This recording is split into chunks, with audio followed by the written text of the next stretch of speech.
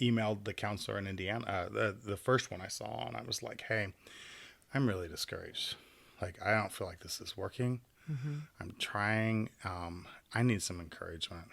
Could you connect me to some guys just like me? Not a national speaker. I've heard a few of those, you know. By the way, they've all come out since. But um, I've Shocker. heard, you know, and I'm like, I just want somebody like me. Just some Yeah. guy, you know, just connect me to a couple of guys that could say, oh, Joel, yes, I remember when I was where you were. Just hang in there. It's going to get so much better.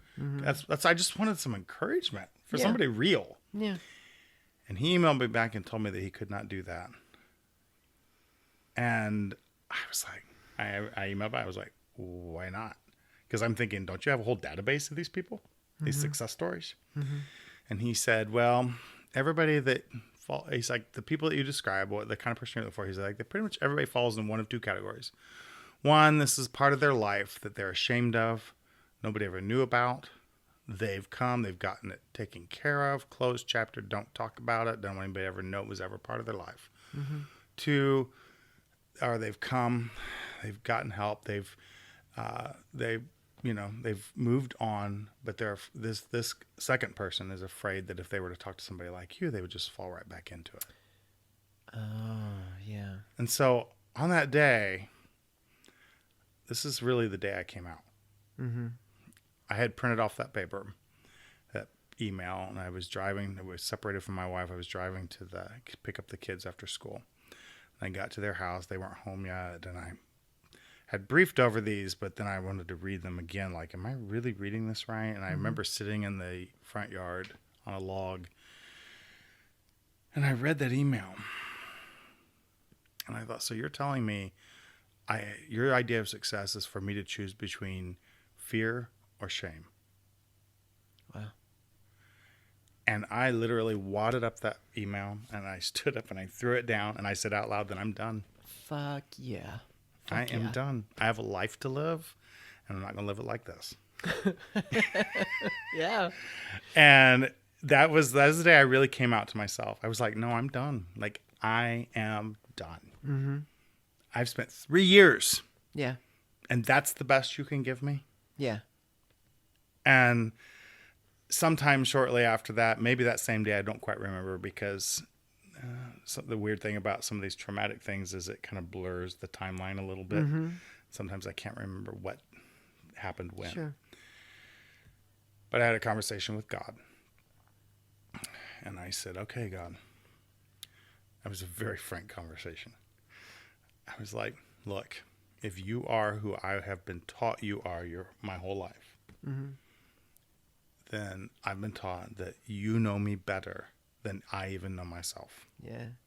You love me more than anybody on this earth, including myself. You have been watching me, guiding me. You've been a part of every part of this. So therefore, you know that I have spent 36 years trying to do it your way. Or at least how people have told me is your way. Yeah. You know this. You know my heart. You know that I have tried. I'm fooling you. Yeah. You know this. And so I am just telling you today, God, that from here on out, I'm living as a gay man. And I don't even know what that means.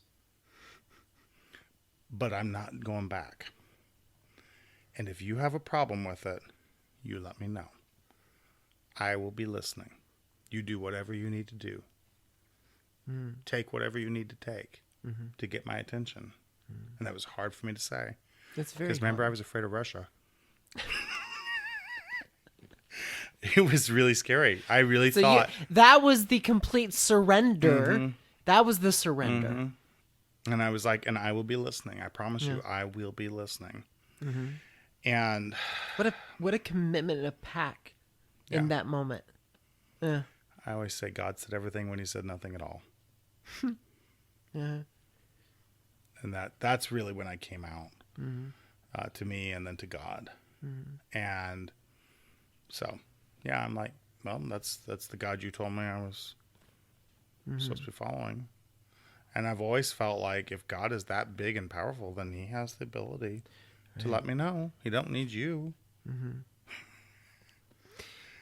That moment that that you know, and I both know that so many gay men in that situation who are battling in need because they are battling between life and death. Do they take it into their own hands? And I think, and I know that you think of those individuals in those moments, like, what is the thing that was said to me that I felt in that moment so that I can make sure that the next person that feels this, can I say something to know in those moments, like, that they can feel like, this is not your fault. This is not you.